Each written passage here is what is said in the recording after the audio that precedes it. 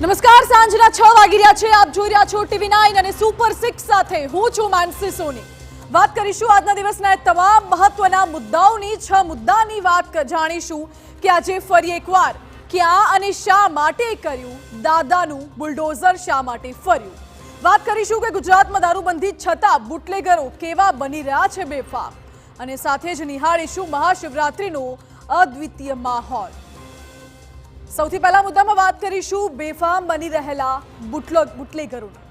વડોદરામાં સ્પીકરમાંથી તો મોરબીમાં ઢોરના વાળામાંથી મળી આવ્યો દારૂનો મોટો જથ્થો.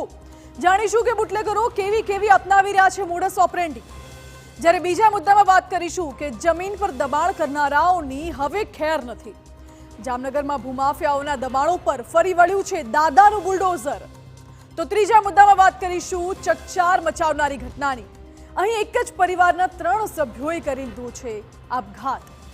ન આર્થિક સંકળામણ કે ન દેવાનો બોજ. સવાલ એ કે આખરે પરિવારે કેમ મોતને વહાલું કર્યું. ચોથા મુદ્દામાં થોડા પોઝિટિવ ન્યૂઝની વાત પણ કરીશું.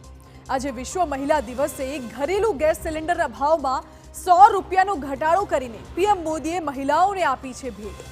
જાણીશું કે આ નિર્ણયથી મહિલાઓ કેટલી ખુશ છે. અને આજે મહાશિવરાત્રીનો મહા અવસર પણ છે, ત્યારે આપને લઈ જઈશું ભવનાથ અને સોમનાથ પણ.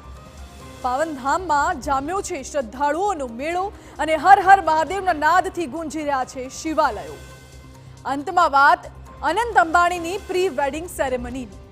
સમાપન સમારંભ થઈ ગયું છે. જાણીશું કે આ સમય નીતા અંબાણીએ રિલાયન્સ ગ્રીન્સના રહીશો પ્રત્યે કેવી વ્યક્ત કરી લાગણી. આ તમામ 6 મુદ્દાઓ વિશે આજે વાત કરીશું. સૌથી પહેલા મુદ્દાની.